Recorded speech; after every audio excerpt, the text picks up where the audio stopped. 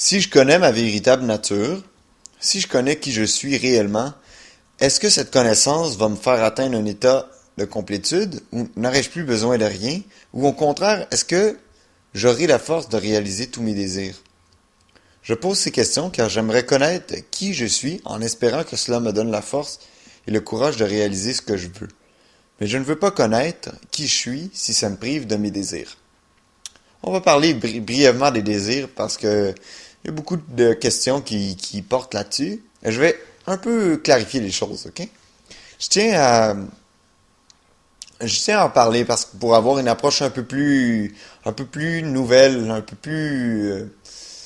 plus neuve sur la chose, ok? Parce que tu sais, souvent quand on entend parler des sages ou de tous les âges, c'est toujours hyper strict, assez sec, puis il n'y a pas de concession du tout, du tout. Puis ils vous disent, par exemple, vous arriverez jamais à vous éveiller si vous n'avez pas vos désirs enlevés, par exemple. Tu sais, on peut, dans cette optique-là, on part à la recherche pour essayer de briser nos désirs, puis là, on se bat, là, puis là, on essaie d'enlever nos désirs, puis là, on devient une ombre de nous-mêmes, on n'est même plus heureux. Moi-même, je l'ai fait. Quand je voulais, quand je voulais, après l'éveil, je voulais qu'il n'y ait plus de désir, donc j'ai arrêté de faire, de tout faire. J'ai arrêté tout de faire. J'étais même tellement, j'étais tellement convaincu qu'il fallait que j'enlève mes désirs, par exemple, que je restais chez moi, je sortais même plus dehors. Parce que je me disais, bon, si je désire aller dehors parce que ça me donne un sentiment de plénitude, puis tu sais, une extase, mais ça veut dire que deviens dépendant de ce qui est dehors. Puis là, je restais en dedans, puis là, j'ai commencé perdre, de perdre des livres, et des livres, et des livres, puis j'ai commencé à aussi me sentir malheureux, puis finalement, je me suis rendu compte que tout le monde était, j'étais supposé être plus heureux parce que j'étais éveillé, mais dans le fond, j'étais, tu sais, complètement malheureux. J'étais vraiment pas bien à l'intérieur de moi. Fait que c'était problématique parce que, à ce point de vue-là, je veux dire, quand t'as refusé tout ce qui existait, quand tu t'as dit non au reste du monde, puis que tous ceux qui apprécient encore de, de, de parler de la pluie et du beau temps et que se divertir. J'avais aussi arrêté de me divertir parce que j'avais le désir de me divertir. Donc, c'est vraiment dommage quand tu prends cette voie-là, puis tu te rends compte que tu dis non à tout, mais il n'y a rien qui s'ouvre à l'autre côté, là. C'est noir, tu sais, c'est vraiment dommage.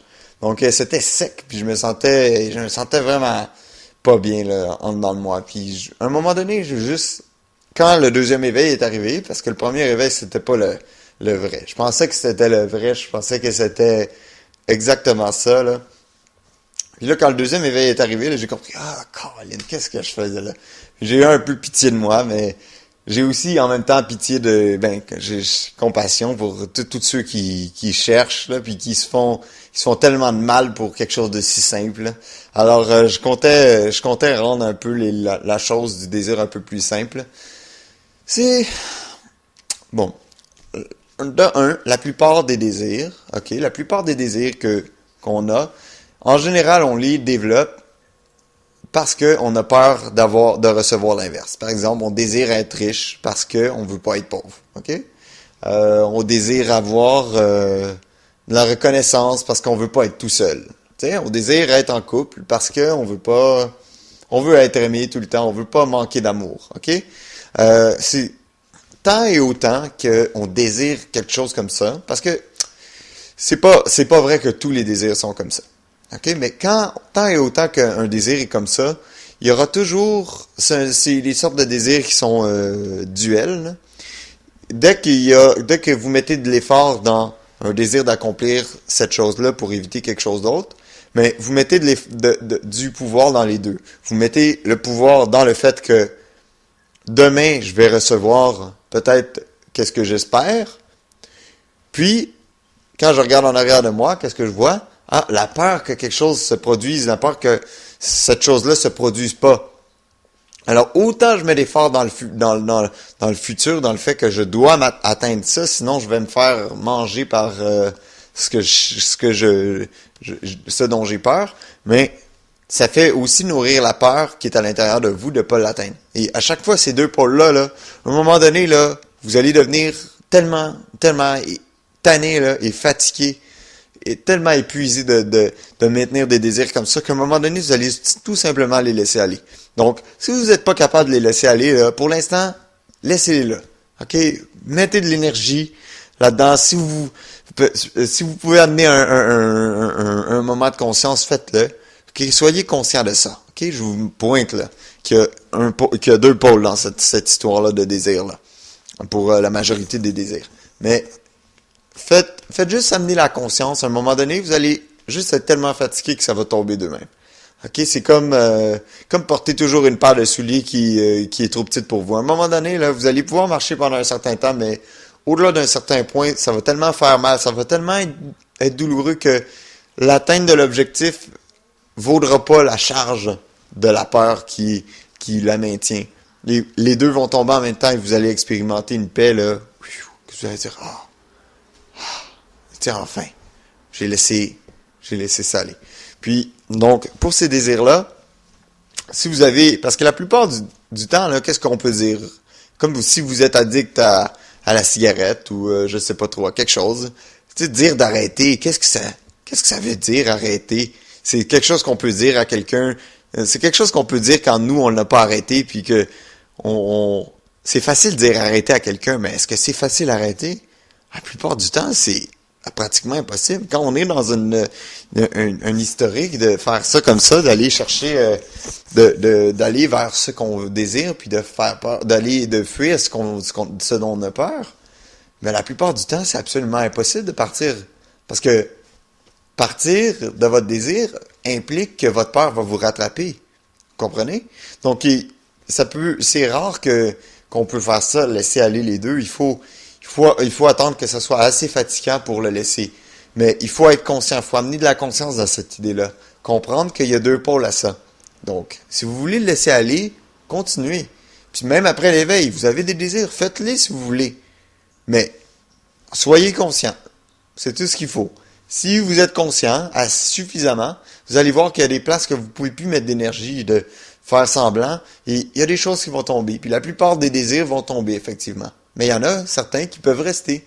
Sauf que ces désirs-là qui restent, ils seront plus motivés par la peur ou l'atteinte de quelque chose sous peine de mort, par exemple. OK? Ça va être plus comme ça va devenir l'objectif, la conviction d'atteindre la pleine expression de son être. OK? Puis cette pleine expression-là, ça va être comme de marcher dans un corridor. Okay? Vous n'allez pas douter du fait que vous allez vous rendre à l'autre bout du corridor. Vous allez savoir que chaque pas n'a pas le choix de mener vers votre pleine expression parce qu'il n'y a pas d'autre manière que la grâce s'exprime. La grâce peut seulement s'exprimer à travers vous pour réaliser sa pleine expression. Donc, ça